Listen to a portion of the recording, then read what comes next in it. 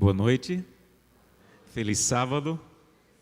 Muito obrigado, Melissa Barcelos. Que linda essa sequência de músicas, né? Vamos ouvir a palavra de Deus porque ainda temos tempo, mas já fomos abençoados e alimentados. Uma boa noite a você que está nos acompanhando. Muito obrigado por sua presença conosco, mesmo que online.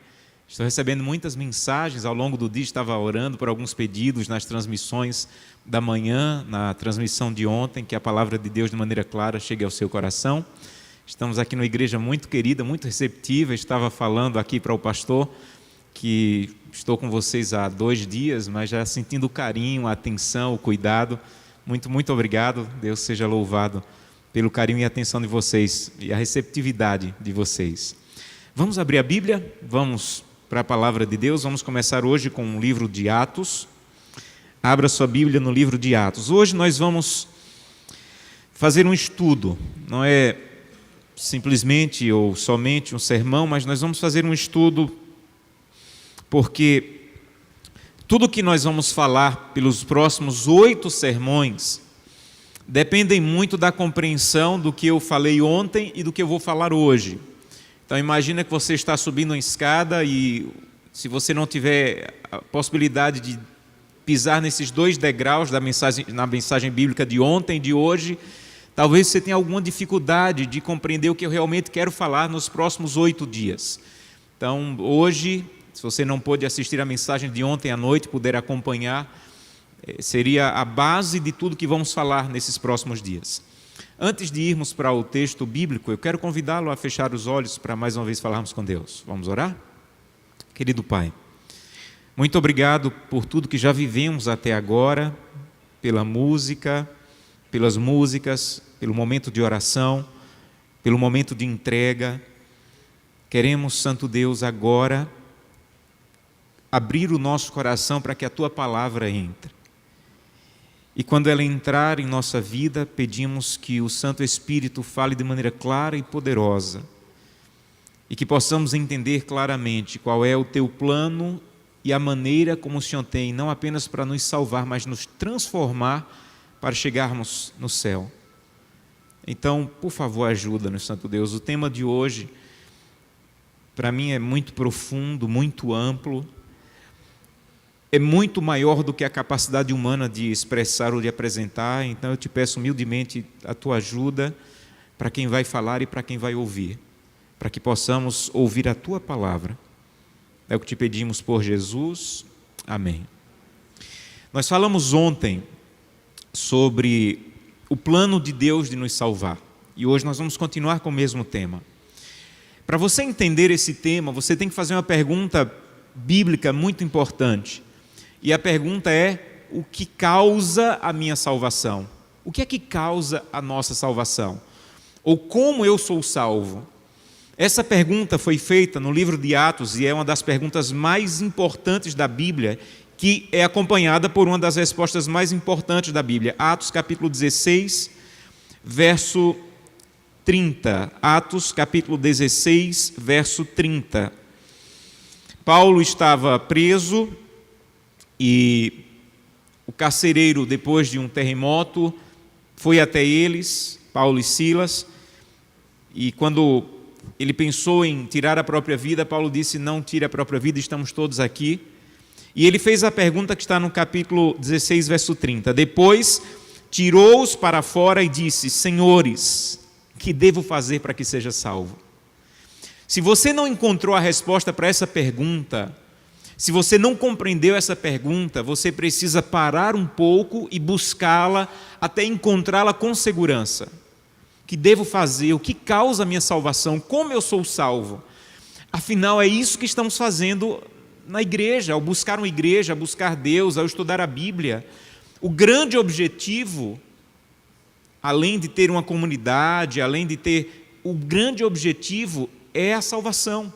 Então a pergunta é: como eu faço? O que causa a minha salvação? E Paulo respondeu, verso 31, crê no Senhor Jesus e serás salvo tu e a tua casa. Então, o que causa a minha salvação? Essa é a pergunta de hoje. O que causa a minha salvação? E a pergunta é clara, sem rodeios, é objetiva. Você precisa crer no Senhor Jesus e ponto final. O que causa a sua salvação não é entregar cestas básicas. O que causa a sua salvação não é guardar o sábado.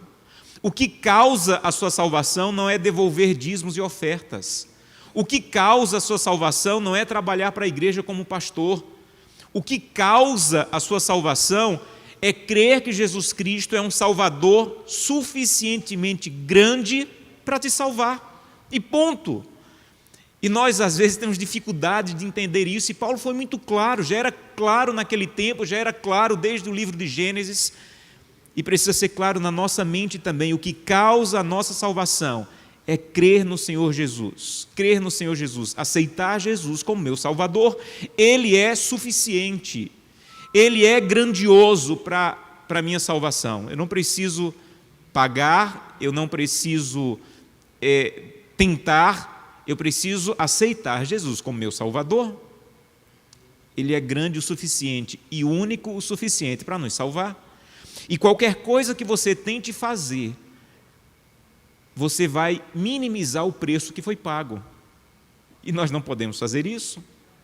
Então Ele é grande o suficiente para nos salvar. E você precisa aceitar isso. A salvação, entenda bem, ela pertence a Deus. Ela não pertence à igreja. A salvação não pertence a um pastor, e a salvação não pertence a você. A salvação pertence a Deus, e Ele decidiu que nos daria a salvação por meio do seu Filho. Não sou eu quem decido, porque a salvação não pertence a mim. Quem decide como a salvação vai chegar às nossas mãos é o dono da salvação, e Deus é o dono da salvação. E Ele decidiu que a salvação chegaria às nossas mãos através de aceitar Jesus como seu Salvador. Paulo, com uma linguagem mais teológica, ele chama isso de justificação pela fé. Então você é justificado, você é salvo por meio de acreditar que Jesus Cristo substituiu você na condenação que você merecia por causa dos pecados.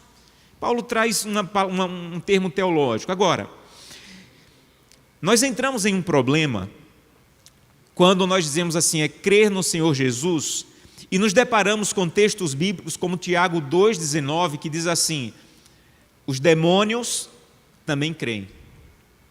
Então, se o que eu preciso fazer para crer, para ser salvo, é crer no Senhor Jesus, mas a Bíblia diz que os demônios creem e evidentemente eles não serão salvos, o que é que diferencia a minha crença da crença dos demônios? Então, se a causa da minha salvação é crer, por que a Bíblia diz em Tiago 2,19 que os demônios também creem, mas não serão salvos? Porque a salvação, ela tem que ter causa, mas também tem que ter efeito. Guarda isso na tua cabeça. A salvação, ela tem causa. A causa da salvação é crer no Senhor Jesus. Mas se você crer, a salvação vai ter efeito. E o efeito está descrito na Bíblia também. O efeito está descrito, por exemplo, em Mateus. Abra sua Bíblia em Mateus. Vários textos bíblicos falam sobre o efeito da salvação. E é isso que diferencia a crença para os que serão salvos e a crença de Tiago 2,19 para o inimigo. Mateus 7,18. É bem conhecido esse texto, quando Jesus disse: toda árvore que produz bom fruto, Mateus 7,18. Não pode a árvore boa produzir frutos maus, nem a árvore má produzir frutos bons. Toda árvore que não produz bom fruto é cortada e lançada no fogo. Substitui algumas palavras aqui para você entender o que Jesus está dizendo. Quando você ler a palavra árvore, fala ou substitua pela vida que foi justificada, a pessoa que crê em Jesus. Então ele está dizendo, toda pessoa que crê em Jesus, ela vai produzir bons frutos. Então, você é salvo por que causa? Por crer em Jesus. Mas essa causa tem que ter um efeito, e o efeito é produzir bons frutos. Isso é o efeito da salvação, porque os demônios não serão salvos porque eles apenas creem. Tem apenas causa, mas não tem efeito. Jesus está dizendo, toda pessoa que foi realmente justificada é como uma árvore boa, que vai produzir, vai ter um efeito na vida deles, que é dar bons frutos. E toda árvore que não produz bom fruto é cortada e lançada no fogo. Assim, pois, como é que eu sei que a minha crença não é como a dos demônios? Aí ele diz no verso 18, pelos seus frutos os conhecereis. Ele fala a mesma coisa, em outras palavras, em João 14,15, quando ele diz assim, se você me ama, se você aceitou Jesus como seu Salvador, eu quero ver, e você vai guardar os mandamentos. Se me amais, guardareis os meus mandamentos. Então entenda bem, a salvação, ela tem que ter causa e efeito. Guardar os mandamentos e ter o meu caráter transformado para dar bons frutos é o efeito da salvação. Mas guarda bem isso na cabeça. Obedecer é efeito da salvação, nunca a causa da salvação. Claro até aqui? Então, se alguém te perguntar o que é que causa a minha salvação, ou como eu posso ser salvo, Atos diz, crê no Senhor Jesus, Ele é suficiente. E como eu sei que a minha crença ela é verdadeira? Essa crença tem que levar a ter um efeito, e o efeito é a transformação do caráter e a obediência. Então, a causa é crer, o efeito é obedecer. A causa é crer, o efeito é obedecer. Para tentar ilustrar, eu gosto dessas imagens e vou pedir que você preste bem atenção em tudo que nós vamos apresentar nessas imagens a partir daqui.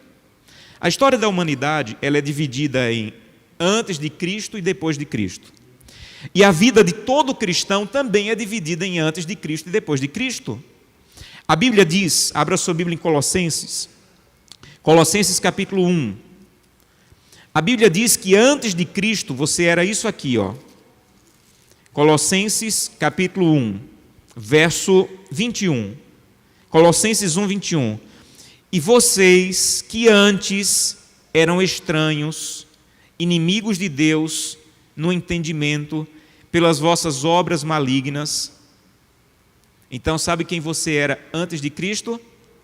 Estranho à salvação, inimigo de Deus e só tinha obras malignas. Sabe o que é que Paulo está descrevendo aqui? Alguém que está perdido antes de Cristo. Todos nós temos um antes de Cristo. Eu nasci num lar adventista, mas eu tenho o meu antes de Cristo. Foi o momento em que minha mãe me disse assim, você não pode ser adventista porque eu sou. Você tem que conhecer o seu Deus. Você tem que experimentar o teu Deus. Eu tive uma fase, ali pelos 14 anos, que eu disse à minha mãe que ia sair da igreja. E minha mãe é uma mulher de oração, uma mulher muito sábia. Ela disse, meu filho, eu não vou conseguir segurar você na igreja o tempo todo. Eu só faço um pedido para você. Antes de sair da igreja, eu queria que você lesse esse livro. Quando você terminar de ler o livro, você toma a tua decisão. E ela me deu um livro que ela tinha recebido lá do pai, que era uma edição antiga do Desejar Todas as Nações, de 920 páginas. Dessa grossura, eu ainda tenho ele em casa. Que mulher esperta, né? Quando você terminar, você pode sair da igreja. E eu olhei para ela, eu não conseguia acreditar aquela mulher tão firme na fé, me dizendo que eu poderia tomar essa decisão, mas se terminasse de ler o livro. Ou ela achava que eu não ia conseguir terminar de ler o livro nunca, ou ela realmente cria que a mensagem daquele livro poderia tocar o meu coração, e foi isso que aconteceu. Quando eu estava na metade do livro, eu tive um encontro tão espetacular com Cristo, que deixou de ser o Deus da minha mãe e passou a ser o meu Deus. Até aquele momento, eu estava na igreja. Eu já tinha sido batizado quando juvenil, mas eu era o meu antes de Cristo. Não era o meu Deus, não era o meu Cristo, não era a minha salvação. Era a história dos meus pais. Mas chegou um dia que eu me ajoelhei de madrugada quando estava lendo aquele livro e eu disse, eu quero que o Senhor seja o meu Salvador, eu te aceito como meu Senhor e Salvador.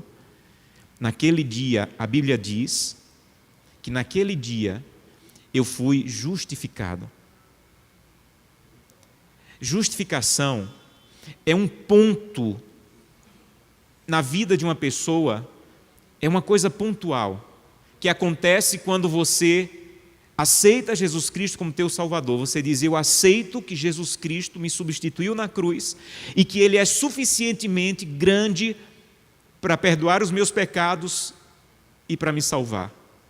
Isso pode acontecer em 30 segundos. Isso é uma coisa pontual. E a declaração pública disso é o batismo.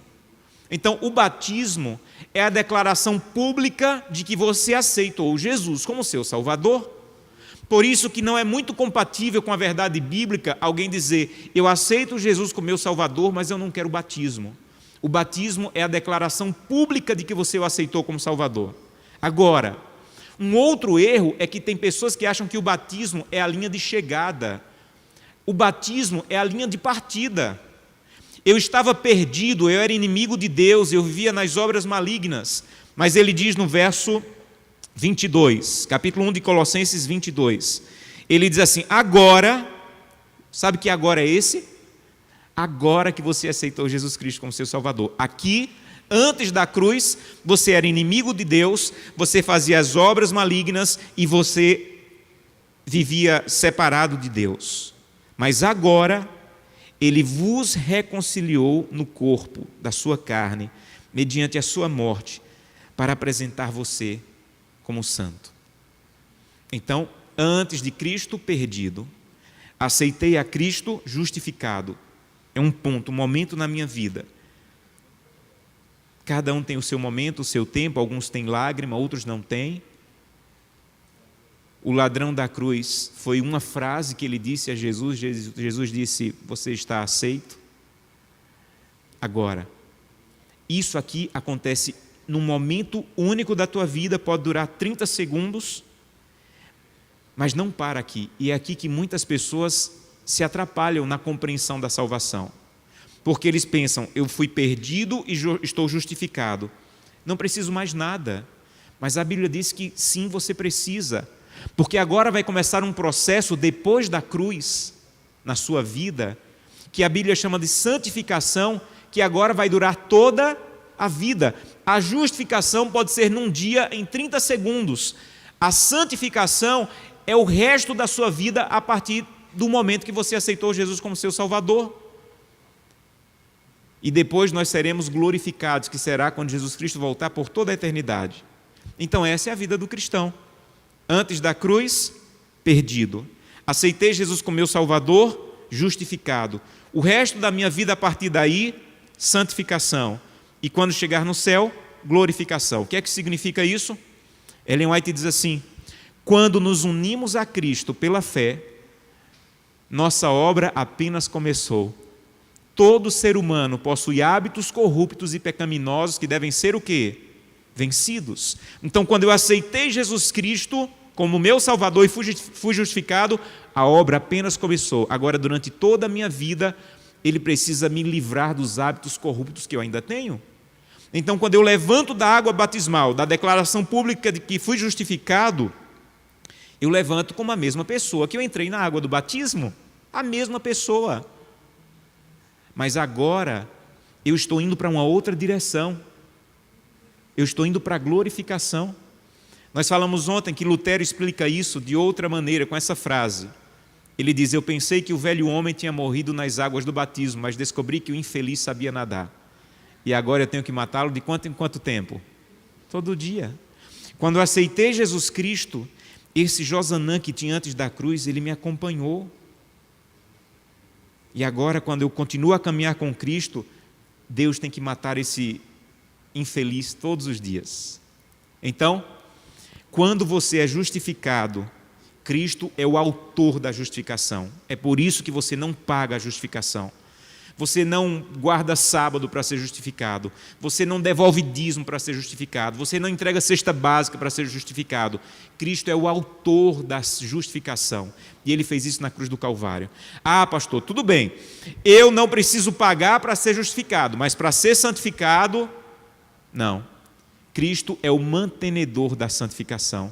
Não há santificação sem Cristo. Então, eu não sou santificado por minha força. Eu sou santificado pela ação de Deus através do Espírito Santo em mim quando eu vou à presença dEle. Então, há pessoas que dizem assim: para ir a Cristo, nada de obras, mas agora, para me manter em Cristo, eu tenho que me esforçar.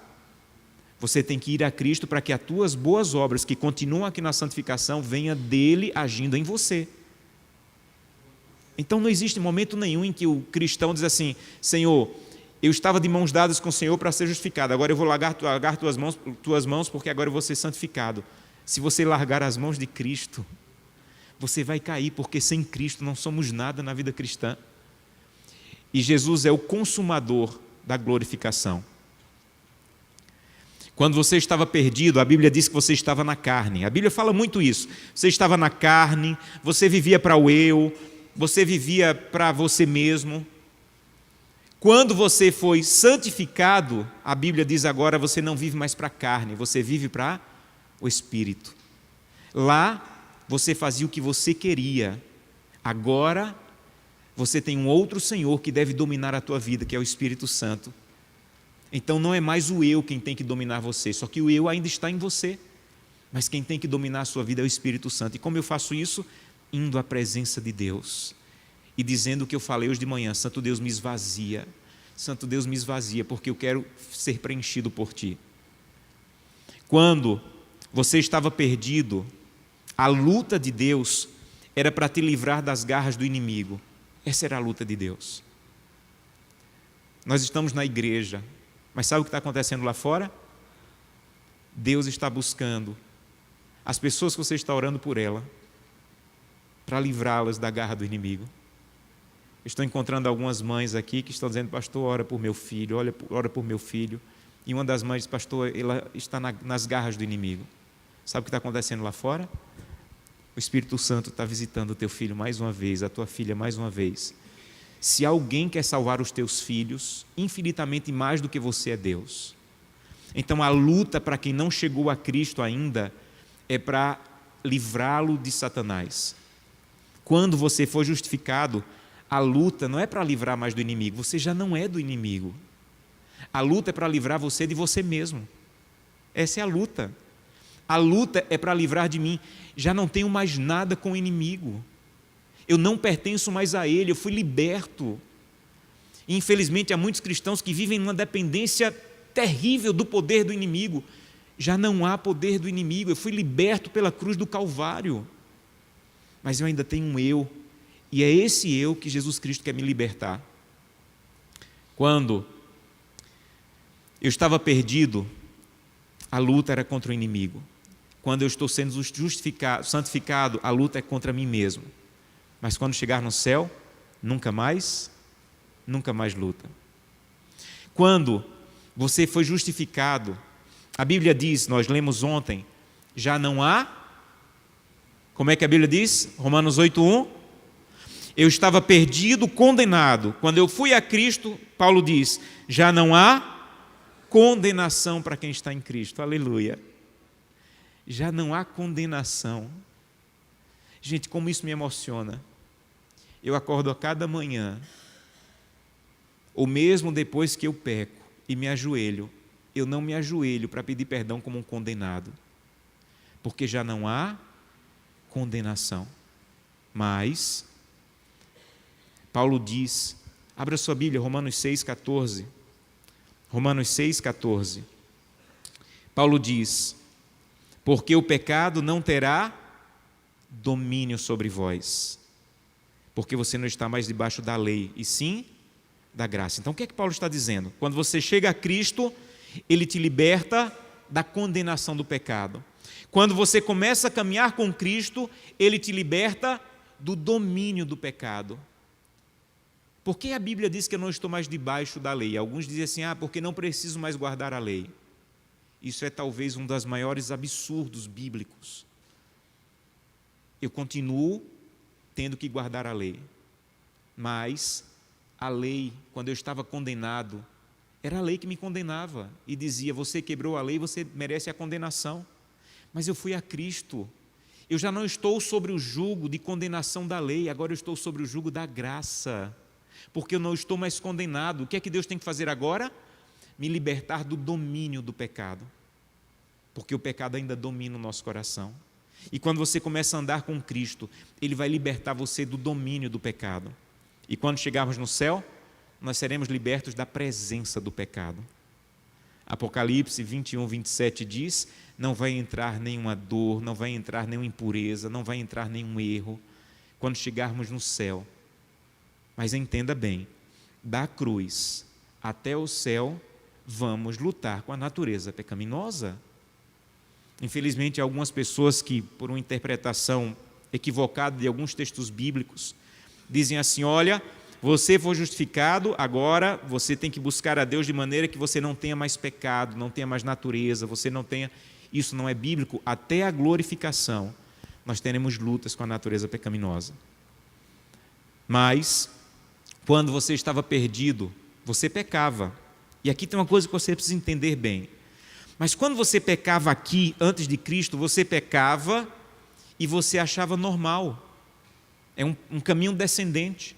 Como eu falei, uma pessoa antes de Cristo é capaz de trair a esposa e falar no trabalho para os amigos, e brincar com isso. E dizer onde foi que traiu, como foi bom. Porque ele peca e o pecado é normal. Mas quando você vai a Cristo, e entenda bem isso, quando você é justificado, você ainda peca, mas você já não peca de maneira normal. Você vai dizer o que Paulo disse em Romanos 7, 24, miserável homem que sou. Você não vai ter coragem de dizer na repartição pública onde você trabalha que traiu a esposa e contar vantagens. Isso vai te envergonhar. Você vai cair de joelhos, você vai derramar lágrimas, vai dizer: santo Deus, me perdoa, eu não sou mais assim. Eu não posso mais ser dominado pelo pecado. Santo Deus, eu não tenho orgulho da queda que eu tive, eu não tenho alegria. Há um autor que diz que depois que você vai a Cristo, nunca mais você vai sentir o prazer do pecado que você sentia antes. Nunca mais. Você não peca como antes. Porque você não é mais da condenação. Você é de Cristo. E quando você for glorificado, nunca mais pecado, nunca mais lutas contra o pecado.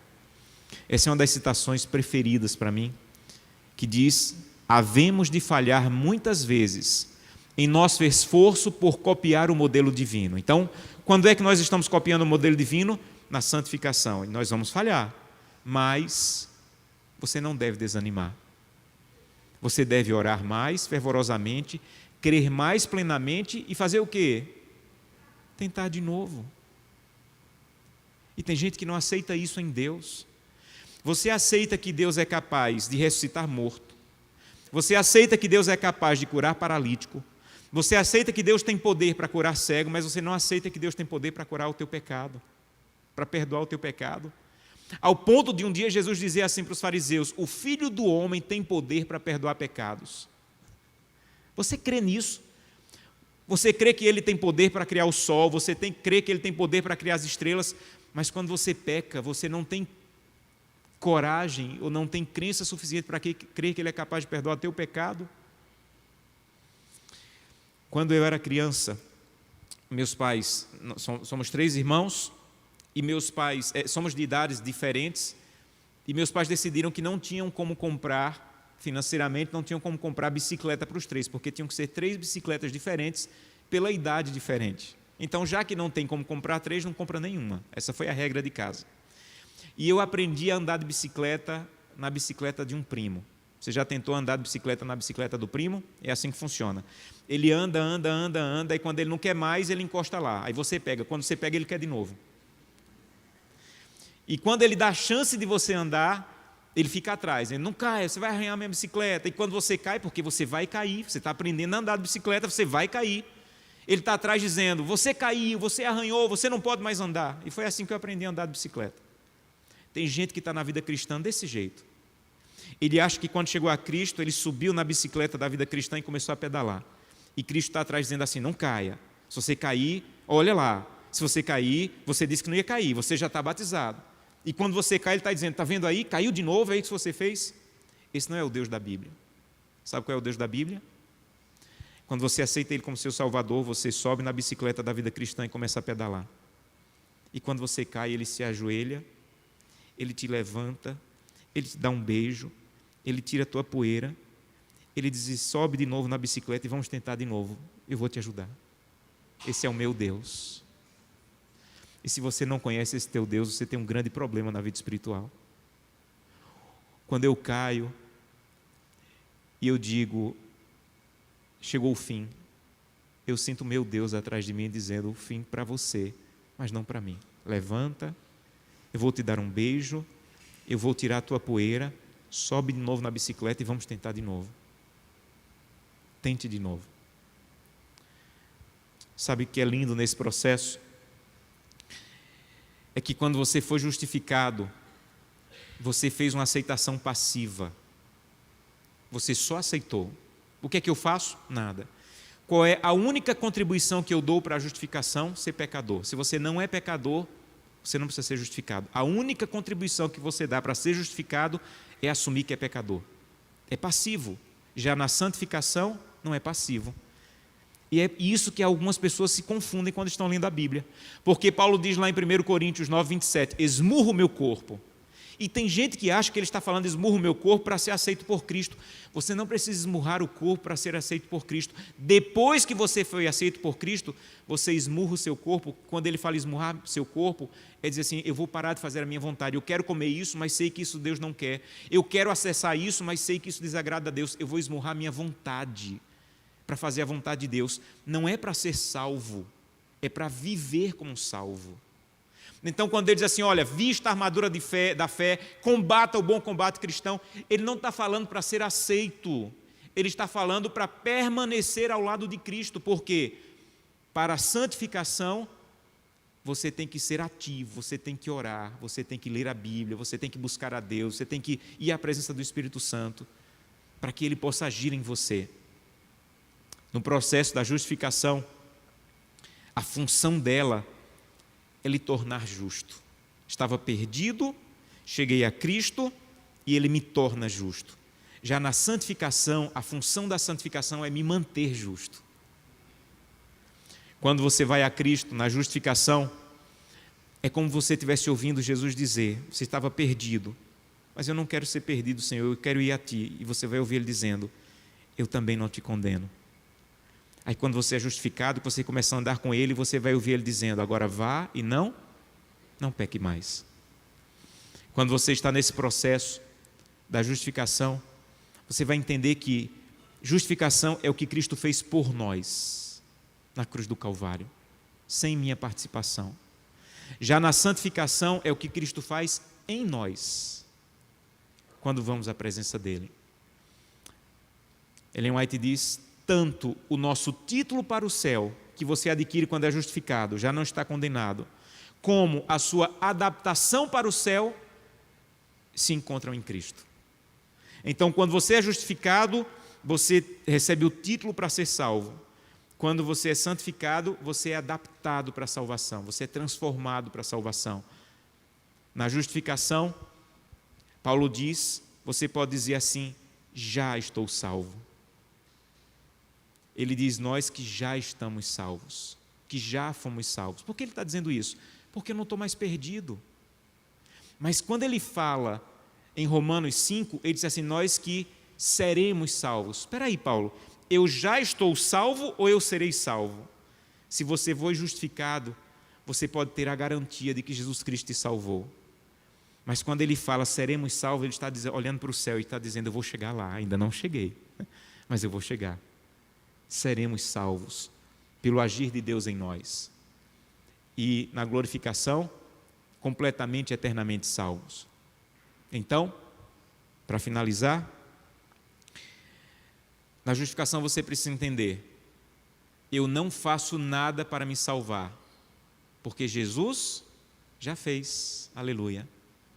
E na santificação, eu não faço nada para me salvar, eu faço pois já estou salvo. Aqui está a diferença. Eu não guardo o sábado para me salvar. Tem gente que se batiza, que é justificado e está sempre olhando para trás. Eu preciso obedecer, porque isso aqui foi muito grande.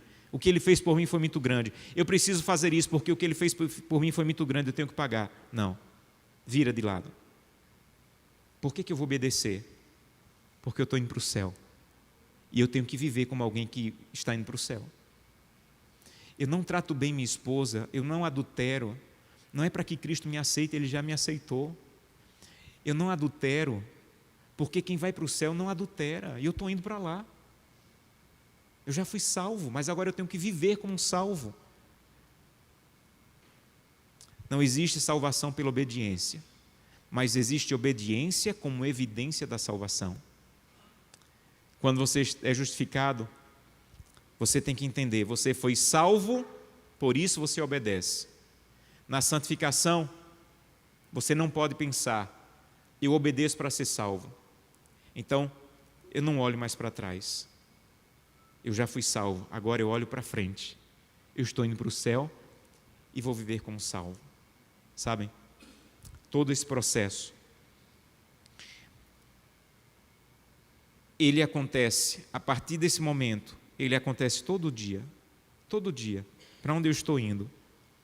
Eu tenho que viver como alguém que está indo para lá. Eu tenho que viver como alguém que está indo para o céu. Um dia, diz que numa feira de escravos, um homem estava sendo vendido como escravo e alguém chegou para comprá-lo e ele dizia, eu não sou escravo, eu não vou trabalhar. E ninguém queria comprá-lo. E ele era chicoteado e dizia, eu não sou escravo, eu não vou trabalhar. Até que chegou um senhor e disse, eu quero comprá-lo. E o homem que estava vendendo disse, olha, ele disse que não vai trabalhar, mas eu quero. E ele levou ele até a porta da fazenda e quando chegou lá disse assim, você está livre, eu te comprei para dar liberdade, eu não acredito na escravidão. Se você quiser trabalhar na minha fazenda, seja bem-vindo como trabalhador, para ganhar. Se você não quiser, você está livre, eu não tenho escravos. E a história diz que aquele homem disse, eu vou trabalhar pelo resto da sua vida para você, porque você pagou por mim. Quando você entende o que aconteceu aqui, você nunca mais vai guardar o sábado dizendo, eu vou guardar o sábado porque preciso. Você vai dizer, eu vou guardar o sábado porque Ele já fez muito por mim, eu quero passar um dia com Ele. O sábado não tem nada a ver com legalismo, com conseguir a salvação. O sábado, a devolução de dízimos e ofertas, o cuidado com o corpo, o não roubar, não mentir, não adulterar, tem a ver com você entender o que aconteceu aqui e que viver à altura e ao lado de um Deus que te ama e que te salvou e que pagou um preço grandioso. Há alguns anos eu estava pregando e algumas pessoas decidiram pelo batismo naquela semana e eu fui nas casas para encher a ficha de batismo e uma das casas era de um adolescente que dizia, pastor, eu já estou pronta para o batismo, mas eu acho que eu não posso ser batizada. Eu perguntei, por que você não pode ser batizada? E ela disse, eu vi o meu pai ser assassinado. E a pessoa que matou o meu pai fugiu. Mas a família dele, dessa pessoa que matou o meu pai, frequenta a igreja. E quando eu vou para a igreja e vejo essa família, eu sinto ódio. Imagina na cabeça de um adolescente tudo isso. E eu disse, meu Deus, quanta coisa na cabeça de um adolescente. E ela disse, pastor, como é que eu vou batizar se eu sinto isso? Como é que eu vou batizar se eu sou assim ainda? E eu disse para ela, olha, sentindo isso, você está condenada. E você tem que ir para Jesus condenada mesmo. E quando você aceitar Jesus Cristo e publicamente for batizada, toda a condenação vai ficar para trás. Todo o passado, todo o ódio, toda a mágoa, tudo que você já sentiu vai ser apagado. E quando eu levantar você da água do batismo, sabe o que vai acontecer? Você vai continuar sentindo ódio. Aí você vai começar a ir a Cristo todo dia. E sabe o que vai acontecer? Cristo vai arrancar um pouquinho desse ódio todo dia, todo dia, todo dia, todo dia. Ao ponto de você conceber a ideia de ir para o céu e morar do lado da casa dessa família no céu. Então sabe para quem é o batismo? Eu disse para ela, é para quem está condenado, como você está se achando, mas que quer aceitar Jesus Cristo como seu Salvador e quer que Ele te transforme para que você não sinta mais isso. No final da semana, quando eu deitei ela na água do batismo e levantei, ela estava chorando, porque de alguma maneira, naquela cabeça adolescente, ela havia entendido isso aqui na prática. Há salvação em Cristo Jesus. Mas não há só salvação em Cristo Jesus, há transformação em Cristo Jesus. Nós vamos finalizar com uma música, a Melissa vai cantar, e eu quero convidá-lo durante a música a conversar com Deus. Feche seus olhos, vocês que estão em casa, converse com Deus. Fala para Deus da tua decisão de segui-lo, de entender e viver isso. Eu não sei se eu estou falando hoje para alguém que não quer entregar a vida a Cristo porque tem medo. Já fui muito longe, já fiz muita coisa errada e sou mal. Vem para Cristo. E quando você for a Ele todos os dias, Ele vai entrar na tua vida e vai transformar você. Enquanto estivermos ouvindo a música, feche seus olhos e converse com Deus.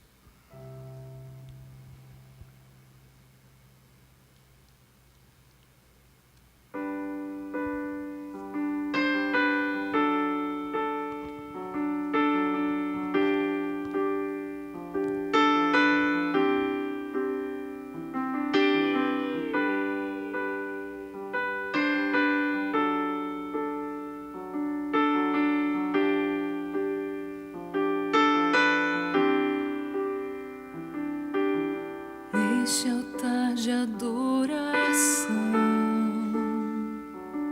estou, Senhor, diante de Ti, me esvazio de mim mesmo, para dar lugar à Tua presença.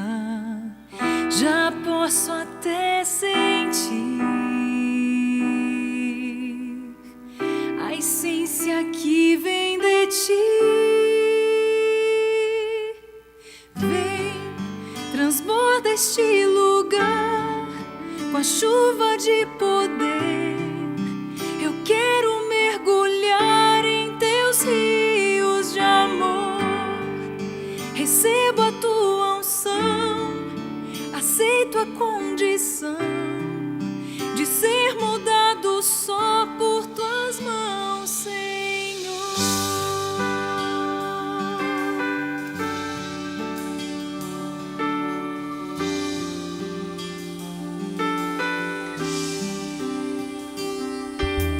Toma toda a imperfeição,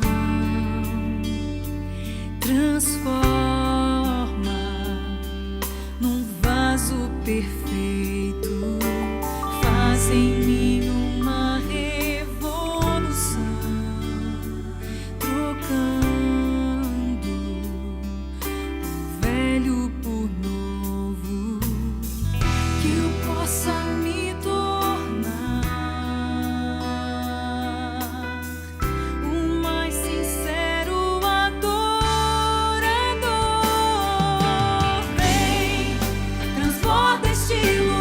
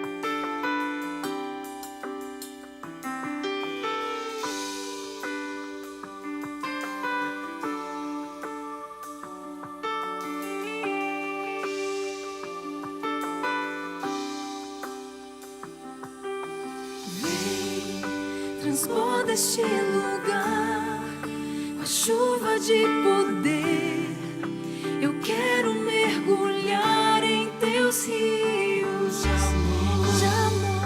Receba a tua unção, aceito a condição de ser moldado só por tuas mãos, Senhor. Transborda este lugar com a chuva de poder, eu quero mergulhar em teus rios de amor.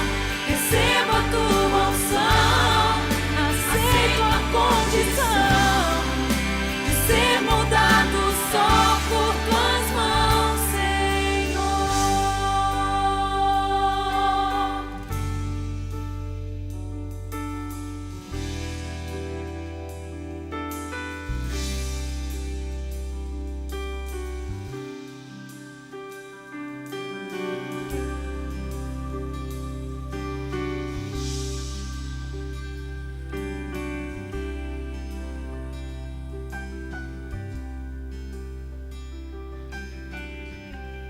Amém, Deus seja louvado. Quero fazer 2 convites para finalizar. E os 2 convites têm a mesma palavra de introdução. Senhor, eu aceito a condição. Se a condição é essa, e é tão cheia de graça, de bondade e de amor, eu aceito. Mas o primeiro convite é para alguém que está aqui essa noite, que talvez queira declarar isso publicamente um dia através do batismo. Eu queria convidá-lo, onde você está, a ficar em pé, apenas ficar em pé, para declarar publicamente: eu quero um dia entregar a vida a Jesus Cristo, ser justificado e declarar isso publicamente através do batismo. Alguém que está aqui e ainda não passou pela experiência do batismo, eu queria convidá-lo a se colocar em pé. Eu quero orar por você. Eu quero pedir que a graça de Deus, a presença de Deus te abrace essa noite, e que você, depois de ter entendido o plano da salvação, possa dizer: eu quero, eu aceito. Deus seja louvado. Amém. Pode se colocar em pé. Deus seja louvado. Sabem, quando a gente se coloca em pé no apelo, não é para as pessoas verem, é para que Deus veja que nós estamos realmente decididos a fazer essa entrega. Você que está em casa, se for possível, onde você estiver, coloque-se em pé também. Eu não vou ver, as pessoas que estão na igreja não vão ver, mas há um Deus que está do teu lado, que está vendo essa tua decisão. Há mais alguém que está aqui conosco e quer dizer: Santo Deus, eu aceito a condição, quero entregar a vida em tuas mãos e quero um dia ser batizado. Ou talvez alguém que está afastado da igreja e necessita retornar e quer passar pela experiência do rebatismo e dizer: Santo Deus, eu quero voltar para os teus braços. Coloque-se em pé, eu quero orar por você. Amém, Deus seja louvado. Segundo convite, quantos querem se unir a essas pessoas que se colocaram em pé e dizer: eu já passei pela experiência do batismo, mas eu quero continuar firme na experiência da santificação, de permitir que Deus habite em mim a cada dia. Coloque-se em pé, eu quero orar com você também. Amém. Feche os seus olhos, vamos orar. Querido Pai, muito obrigado por esse plano tão perfeito, tão profundo, tão cheio de amor e graça.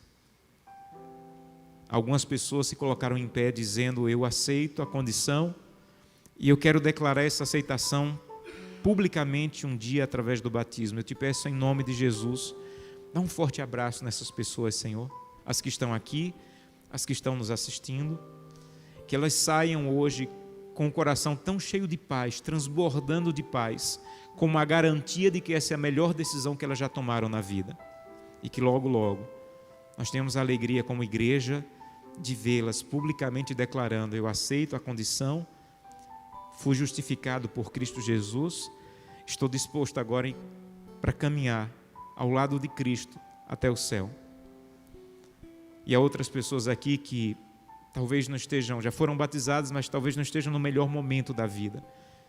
Caíram, estão envergonhadas, sentindo que estão vivendo uma vida hipócrita, que não há mais jeito. Lembra para elas mais uma vez: já não há condenação, então volta para os meus braços, diz o Senhor. Ainda que os teus pecados sejam vermelhos como carmesim, ainda que sejam impuros, eu posso lavar você, eu posso purificar você, eu posso receber você novamente como um pai do filho pródigo que esperava de braços abertos o retorno. Ajuda-nos a continuar a crer que a salvação está disponível e que o Senhor tem poder para perdoar pecados. É o que te pedimos em nome de Jesus. Amém. Que Deus abençoe a todos, que te encha da presença de Deus.